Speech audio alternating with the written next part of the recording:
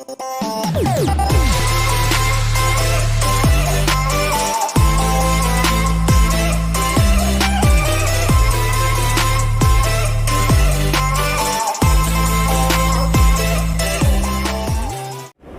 Morning guys, எல்லோரும் எப்படி இருக்கீங்க?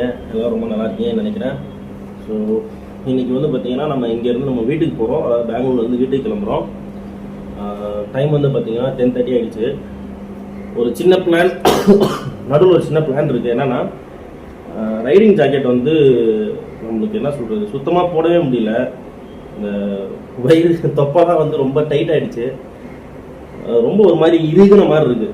ஸோ அதனால் ரைடிங் ஜாக்கெட்டும் மாற்றலான்னு நினைக்கிறேன். இப்போ தான் வந்து ரைடிங் பேண்ட் வாங்கணும், அதுக்குள்ளே ஜாக்கெட் வேறு மாற்றணும் அப்படின்னா என்ன பண்ணுறதுன்னு தெரியல. சரி போய் பார்ப்போம். கொஞ்சம் ஒரு மாதிரி பெஸ்ட்டான ப்ரைஸில் அப்படியே நம்ம சைஸ்க்கு ஏற்ற மாதிரி இந்த கலருக்கு கொஞ்சம் செட் ஆகிற மாதிரி பார்த்து வாங்கலான்னு நினைக்கிறேன். ஸோ அதனால் ஃபஸ்ட்டு போயிட்டு ரைடிங் ஜாக்கெட் வாங்கிட்டு அதுக்கப்புறம் அப்படியே அங்கேருந்து நிறைய வீட்டுக்கு போகணும். தான் இன்னும் சாப்பிடல, போகிற வழியில் எங்கேயாவது சாப்பிட்ணும். அவ்வளோதாங்க. So GoPro view. ஓகே, கிளம்பியாச்சு. மேப்பும் போட்டுட்டேன். அந்த ரைனாக்ஸ் ஸ்டோருக்கு எங்கே நம்ம ஜாக்கெட் வச்சு இது எங்கே நம்ம ரைடிங் பேண்ட் வாங்கினோமோ அதே ஸ்டோர் தான். ஓகே, கிளம்பிட்டோம். இன்றைக்கி மண்டே வேறு. காலையில் செம்ம டிராஃபிக்காக இருக்க போகுது. செம்மையாக மாட்ட போகிறோம். நம்மளும் கரெக்டாக 11 மணிக்கு கிளம்புறோம். வெயில் ஒரு பக்கம். சிக்னல் பார்த்து வண்டி ஓட்ட வேண்டும் தலைவா, இல்லை என்றால் மாட்டிக்கொள்வீர்கள்.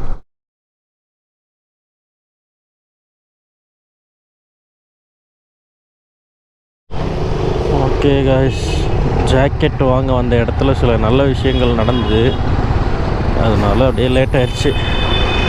லேட் ஆயிடுச்சுன்னா கொஞ்சம் நெஞ்சம் லேட்லாம் இல்லைங்க, செம்ம லேட் ஆயிடுச்சு. டைம் வந்து பார்த்திங்கன்னா 3 மணி ஆச்சு. எத்தனை மணிக்கு நம்ம கிளம்பணும்? 11 மணிக்கு ஜாக்கெட் வாங்கலான்னு சொல்லி கிளம்பணும். மணி 3 ஆச்சு. நல்ல விஷயம் என்னன்னு சொல்லி கேட்டிங்கன்னா, நான் வாங்கினது Rynox stealth tourer jacket, stealth evo. இந்த விஷயத்தை வந்து எங்களோட கிளப் கேப்டன்கிட்ட சொல்கிறேன். அந்த மாதிரி நான் இந்த ஜாக்கெட் வாங்க போகிறேன் சார் அப்படின்னு சொல்லிட்டு நான் சொன்னேன். உடனே ஓகே, நீ எந்த ஷாப்பில் இருக்க அப்படின்னு சொல்லி கேட்டார். நான் அந்த மாதிரி இந்த ஷாப்பில் இருக்குன்னு சொன்னேன். ஓகே, அந்த ஷாப்பில் வந்து இப்படி இந்த ஒரு நேம் சொல்லி இந்த பையன்கிட்ட போய்ட்டு ஃபோன் கொடு, நான் பேசுகிறேன் அப்படின்னு சொல்லி சொன்னாங்க. சரி ஐயா சொல்லிட்டாரேன்னு சொல்லிவிட்டு அந்த பையன்கிட்ட போய்ட்டு ஃபோனை கொடுத்தேன். கொடுத்தோடனே என்ன பேசுனாருன்னு தெரியல. திடீர்னு அந்த பையன் வந்து அந்த ஹைட்ரேஷன் பேக் இருக்கும் பாருங்கள், தண்ணி குடிக்கிறதுக்கு, அதாவது பைக்கில் போயிட்டே இருக்கும்போது தண்ணி குடிக்கிறதுக்கு ஒரு பைப் மாதிரி ஏதோ ஒரு, நான் காட்டுறேன் அதை. அந்த ஹைட்ரேஷன் பேக் எடுத்துகிட்டு வந்து, இதோட ப்ரைஸ் வந்து 2750 சார். உங்களுடைய கேப்டன் வந்து நம்மளுக்கு ரொம்ப வேண்டப்பட்டவர், அவர் சொன்னனால உங்களுக்கு வந்து இதை நாங்கள் 2000க்கு தரோம் அப்படின்னு சொல்லி, ஸோ 2750 ரூபா ஒர்த்துள்ள ஒரு பொருளை 2000 ரூபாய்க்கு நம்மளுக்கு கொடுத்துட்டாங்க. ஆக்சுவலாக ஒரு குட் டீல் இது. ஓகே, இந்த ஜாக்கெட் போட்டதுக்கப்புறம் எப்படி இருக்குன்னா, நல்லா அப்படியே சுற்றி பஞ்சு வச்சு அடித்த மாதிரி குஷனில் ஏதோ கூண்டுக்குள்ளே உட்காந்துருக்க மாதிரி இருக்குங்க. ஏன்ப்பா பழைய ஜாக்கெட் என்னப்பா பண்ண, தூக்கி போட்டேப்பான்னு கேட்டிங்கன்னா கண்டிப்பாக கிடையாது. பழைய ஜாக்கெட் நான் வச்சுருப்பேன். எங்கேயாவது சின்ன சின்ன ரைட்ஸ் போகும்போது கண்டிப்பாக நான் போட்டுக்குவேன். இல்லை நான் எங்கேயாவது என் ஒய்ஃபை கூட்டிகிட்டு போகிறேன் அப்படின்னா கூட அவங்களுக்கு வந்து சேஃப்டிக்கு நான் அதை கொடுப்பேன். ஸோ எதையுமே வேஸ்ட் பண்ணுறதாகவும் இல்லை, விற்கிறதாகவும் இல்லை. ஓகே காய்ஸ், ஸோ இப்போ தான் சாப்பிட்டோம் கொஞ்சம் நேரத்துக்கு முன்னாடி. சிட்டிலேருந்து வெளில வர்றதுக்கே ஒரு வழி ஆகிட்டேன். டைம் வந்து பார்த்திங்கன்னா 4ஆவது. நேற்றுலாம் இந்த மாதிரிலாம் இல்லைங்க. எப்படி தெரியுமா, அப்படியே வண்டிலாம் நின்றுச்சு. நம்ம எவ்வளோ தூரம் ரோடு தெரியுதோ அவ்வளோ தூரத்துக்கு வண்டி அப்படியே சும்மாவே நின்றுட்டு இருந்துச்சு, ஏதோ பார்க்கிங்கில் போட்டு வச்ச மாதிரி. அந்த அளவுக்கு டிராஃபிக். ஓகே, ஒசூர் கிட்ட வந்துட்டோம்னு நினைக்கிறேன். இந்த சென்னை சில்க்ஸ் ஸ்ரீ குமரன் தங்க மாளிகை.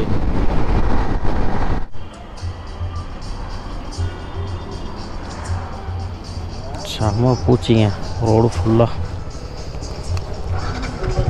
வைசர் க்ளீன் பண்ணி ஆகணும். கொஞ்சம் நஞ்சம் பூச்சிலாம் இல்லை, சரியான பூச்சிங்க. வா சரி அவ்வளோ பண்ணிக்கலாம். கிளியராக தான் தெரியுது. இது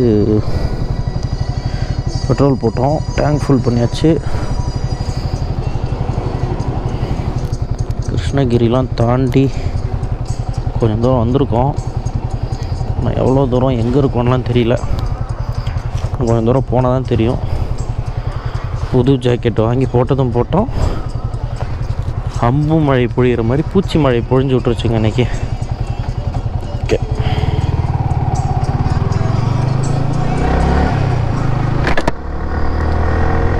ஓகே மேபி சேலத்தில் கொஞ்சம் நேரம் ரெஸ்ட் எடுப்பேன்னு நினைக்கிறேன். என்ன வண்டின்னு தெரிலங்க, அடித்து நோத்திட்டு போகிறாங்க.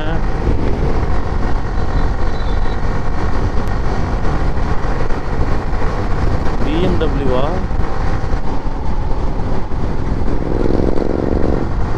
செம்மையாக இருக்கு வண்டி. கர்நாடகா தான் ரெஜிஸ்ட்ரேஷனு. ஏடிவி சவுண்டே பயங்கரமாக இருக்குது. என்ன வண்டின்னு தெரியலையே, சக்கையாக இருக்குங்க. ஆனால் வண்டி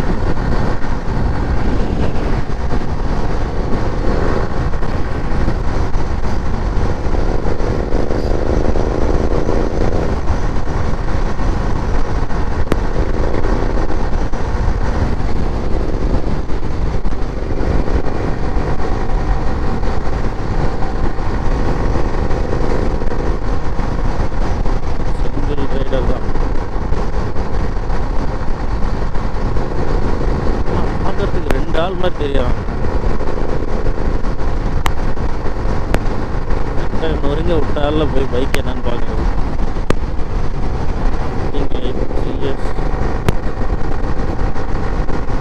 சவுண்ட் அப்படி தெரியல, சவுண்ட் ஒரு மாதிரி ரக்கடாக இருக்கு.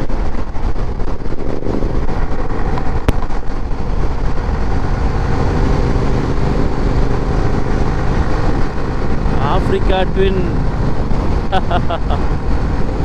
Yes, this is Africa twin. Honda, correct, confirmed. Honda Africa twin. சூப்பராக இருக்குது வண்டி. ஆக்சுவலாக அது ஒரு ஏடிவி 1100 cc. பாருங்க,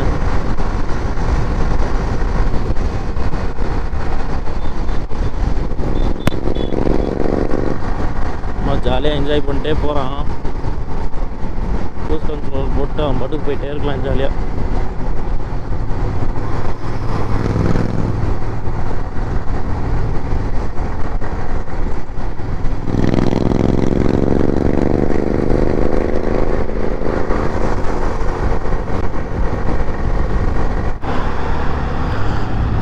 ஓகே காய்ஸ், ஒரு குட்டி டீ பிரேக். டீ சாப்பிட்டேன், பிரேக் எடுக்க வேணான்னு தான் நினச்சேன். சரி பார்ப்போம், எதுக்கு சேலத்தில் போய் நிறுத்திக்கிட்டேன்னு சொல்லி இங்கே டீயை போட்டு நேராக ஆத்தூர் போயிடலாம். கொஞ்சம் ஊருக்கு கிட்ட போன மாதிரி ஒரு ஃபீலிங் இருக்கும் அப்படின்னு சொல்லி இங்கே நிறுத்தி டீ சாப்பிட்டு, இனிமேல் தண்ணி குடிக்கணும்னு அவசியம் இல்லை. ஏன்னா தண்ணி எப்போலாம் லைட்டாக தாக எடுத்தாலும் பைப்பை பிடிச்சி வாயில் சொருவிக்க வேண்டியதான். ஏன்னா நம்மக்கிட்ட ஹைட்ரேஷன் பேக் இருக்குது. ஆனால் அது வாங்கிறதுக்கு முன்னாடி வரைக்கும் நான் ரொம்ப யோசிச்சுக்கிட்டே இருந்தேங்க. நம்ம க்ளப் கேப்டன் சொன்னார், வாங்கிக்க, ரொம்ப யூஸ்ஃபுல்லாக இருக்கும் அப்படின்னு சொல்லி அவர் ரொம்ப அழுத்தமாக சொன்னார். சரி, தலை சொல்லிருச்சு, இதுக்கப்புறம் நம்ம எப்படி வாங்காமல் இருக்க முடியும் அப்படின்னு சொல்லிட்டு வாங்கிட்டேன். வாங்கினதுக்கப்புறம் பார்த்தீங்கன்னா எப்பப்போலாம் அந்த உதடு காயுதோ அப்பப்போலாம் அப்படியே லைட்டாக ஒரு சிப்பு. ஆனால் ரொம்ப யூஸ்ஃபுல்லாக இருக்குங்க, சும்மாலாம் இல்லை. ஹைட்ரேஷன் பேக் எவ்வளோ யூஸ்ஃபுல்லாக இருக்குன்றது எனக்கு வாங்கி யூஸ் பண்ணதுக்கப்புறம் தான் தெரியுது. ஏன்னா பொதுவாகவே வந்து வண்டியில் போயிட்டுருக்கும்போது உதடுலாம் லைட்டாக காயும், உதடு தொண்டெல்லாம் லைட்டாக காஞ்சி ஒரு மாதிரி வறட்சியாக இருக்கும். அது ரொம்ப ஒரு ஓவராக ஆகும்போது தான் நம்ம எங்கேயாவது நிறுத்தணும்னு தோணும், நிறுத்தி தண்ணி குடிக்கலான்னு தோணும். ஆனால் இப்போ எப்படின்னா ஹைட்ரேஷன் பேக் இருக்கனால ரொம்ப லைட்டாக வறட்சியாக இருந்தாலே ஒரு சிப் குடிச்சிக்கிறது கரெக்டாக இருக்குது. ஸோ கைஸ், ஒரு டேஞ்சரான ரோட்டில் போயிட்டுருக்கோம். தர்மபுரி தாண்டி சேலம் போகிற வழிக்குள்ளே தொப்பூர் கணவாய். ரொம்ப டேஞ்சரான ஒரு ரோடு. லக்கிலே இன்றைக்கி அதிகமாக வண்டி இல்லை. வண்டி எப்போதுமே இந்த பக்கம் இருக்காது. அதாவது நம்ம இப்போ கீழே இறங்குறோம் அப்படிங்கிறனால வண்டி இங்கே அதிகமாக இருக்காது. மேலே ஏறும்போது தான் வண்டி அதிகமாக இருக்கும். இது ஏன் ரொம்ப டேஞ்சர்னு சொல்கிறேன்னா, இந்த இடத்துல வந்து ஏகப்பட்ட ஆக்சிடெண்ட் ஹிஸ்ட்ரி இருக்குங்க. ரீசெண்ட்டுன்னு சொல்ல முடியாது, ஒரு 1 இயருக்குள்ளே நடந்த ஒரு பெரிய ஆக்சிடெண்ட் சொல்கிறேன். ஒரு லாரி ஃபுல்லாக லோடு. அந்த லாரி வந்து பார்த்திங்கன்னா கீழே இறங்கும்போது தான் ஆக்சுவலாக ஃபுல் லோடுங்க. ஃபுல்லாக டிராஃபிக் ஆகி முன்னாடி ஃபுல்லாக ஒரு 1/2 கிலோமீட்டருக்கு காரு பஸ்ஸு எல்லாம் நிற்கிது. ஃபுல்லாக நிற்கிது, டிராஃபிக் ஆகி நிற்கிது. அந்த லாரி வந்து அந்த லாரி டிரைவர் தூங்குனாரா இல்லை பிரேக் ஃபெயிலியர் ஆகிடுச்சா என்னன்னு தெரில. வந்த வேகத்தில் சர்ருன்னு அடித்து ஒரு 13 காரை பறக்க விட்டுருச்சுங்க. இது வந்து யூடியூப்பில் இருக்குது. நீங்கள் தொப்பூர் கணவாய் ஆக்சிடெண்ட்டுன்னு சொல்லி போட்டிங்கன்னா வரும். சரியான ஆக்சிடெண்ட்டுங்க. அப்படியே ஒரு செகண்ட் தான், கண்ணை மூடி திறக்கிறதுக்குள்ளே 13 கார் டம்மு டம்முன்னு அடித்து பறக்க விட்டுருச்சு எல்லாத்தையும். அந்த அளவுக்கு மோசமான ஒரு ஆக்சிடெண்ட் நடக்கக்கூடிய இடம். இந்த மாதிரி விஷயம்லாம் நம்ம சினிமாவில் தான் பார்ப்போம். ஆனால் அந்த ஆக்சிடெண்ட் வந்து இங்கே வந்து பார்த்திங்கன்னா இந்த ரோடு ஃபுல்லாகவே சிசிடிவி இருக்குது. அந்த சிசிடிவியில் 2 ஆங்கிள், ஒன்று வந்து ஃப்ரண்ட் ஆங்கிள், இன்னொன்று வந்து பேக் ஆங்கிள், 2 ஆங்கிள்லேயுமே அந்த சிசிடிவியில் வந்து கவர் ஆகிருக்கு. அந்த ஃபுட்டேஜ் அப்படியே யூடியூப்பில் இருக்குது, நீங்கள் இப்போ கூட பார்க்கலாம். அந்தளவுக்கு இது வந்து ஒரு டேஞ்சரான பிளேஸு. சப்போஸ் நீங்கள் பெங்களூருக்கு சேலம் வந்து போகிறீங்க அப்படின்னா இங்கே வரும்போது கொஞ்சம் கேர்ஃபுல்லாக இருங்க. எஸ்பெஷலி வந்து கீழே இறங்கும்போது ரொம்ப கேர்ஃபுல்லாக இறங்குங்க. மேலே ஏறும்போது பிரச்சனை இல்லை, ஏன்னா மேலே ஏறும்போது எந்த வண்டியுமே வந்து ரொம்ப ஃபாஸ்ட்டாக போகாது. ஆனால் இங்கே ஓட்டுறதுக்கு வந்து நல்லா ஃபன்னாக இருக்குங்க. இப்போ தான் இந்த ட்ரம்ஸ்லாம் போட்டிருக்காங்க. இந்த ஆக்சிடெண்ட்ஸ் இதெல்லாம் மேஜராக நிறையா நடக்க ஆரம்பிச்சதுக்கப்புறம் தான் இந்த மாதிரி நிறைய சேஃப்டி மெஷர்ஸ்லாம் பண்ணியிருக்காங்க. இதுக்கு முன்னாடிலாம் அப்படி இல்லை, ரோடு ஃப்ரீயாக இருக்கும். ஃபஸ்ட்டு நான் R15 எடுத்ததுக்கப்புறம் நல்லா பயங்கரமாக கார்னரிங்கில் வளைச்சி என் ஃபுட்பேக் தேஞ்சது இங்கே தான். ஃபுட்பேக் அப்படியே ஒரு 10 மீட்டருக்கு வந்து அப்படியே தேஞ்சிக்கிட்டே வந்துச்சு. என்னால் டக்குன்னு வண்டியை நிமித்தவும் முடியல. ஏன்னா நிமித்தினா நேராக போய் டிவைடரில் விட்டுருவேன். நிமித்தாமல் அப்படியே போனால் இது வேறு தேயுது. அப்பா கடவுள் மேலே பாரத்தை போட்டு அப்படியே ஒரு செகண்டு எதுவுமே பண்ணாமல் இருந்தேன். அப்புறம் கொஞ்சம் நேரத்தில் ஆட்டோமேட்டிக்காக வண்டி என் கண்ட்ரோலுக்கு வந்துருச்சு. அப்புறம் நிமித்திக்கிட்டேன்.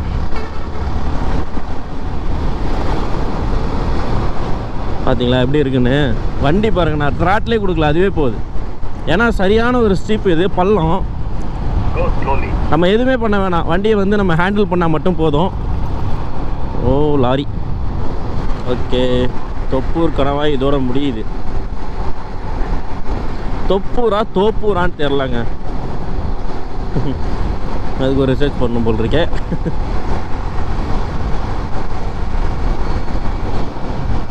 ஓகே, லிட்டரலாக வந்து சேலத்துக்கு வந்து பார்த்திங்கன்னா இங்கேருந்து ஒரு 20 கிலோமீட்டர் தான் இருக்கும்னு நினைக்கிறேன். 20லேருந்து 30 கிலோமீட்டருக்குள்ளே இருக்கும்.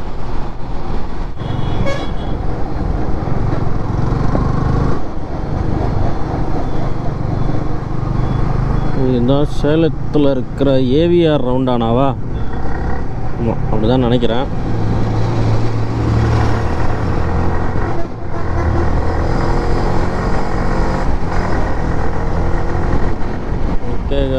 நம்ம அடுக்கு போயிட்டே இருக்கோம். ஆவரேஜ் ஒரு 80 to 90 மெயின்டைன் பண்ணி இந்த ரோட்லேயுமே அப்படி தான் போயிட்டுருக்கோம். ஏன்னா கொஞ்சம் ஃப்ரீயாக தான் இருக்குது.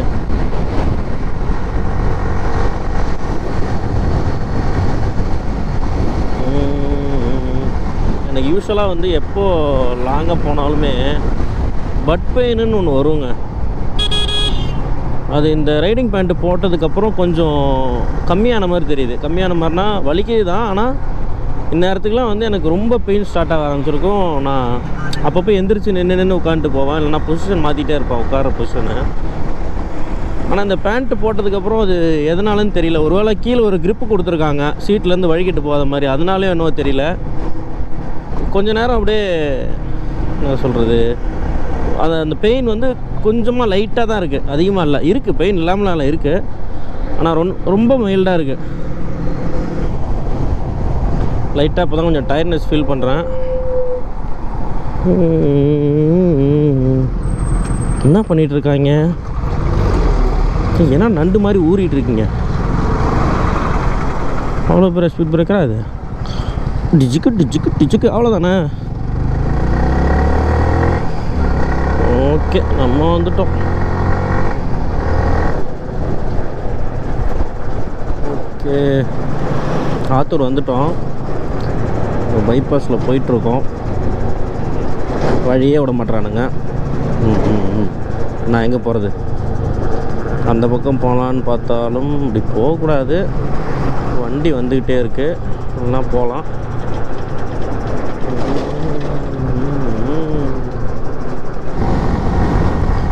தொழுதூர் வந்தாச்சு. இங்கேருந்து கிட்டத்தட்ட ஒரு 15-20 கிலோமீட்டர் தான் இருக்கும் வீட்டுக்கு. ஸோ டைம் வந்து 11 ஆகிடுச்சு. 5 மணிக்கு அங்கே கிளம்பணும்னு நினைக்கிறேன்ல. 5 மணிக்கோ 4 மணிக்கோ கிளம்பணும். ஒரு 6 to 7 hours ஓட்டியிருக்கோம். அதில் அங்கங்கே வந்து ஒரு 10 நிமிஷம் ரெஸ்ட்டு இதெல்லாம் எடுத்துட்டோம்னா 6 hours ஆஃப் ப்ராப்பர் ரைடுங்க. ஓகே.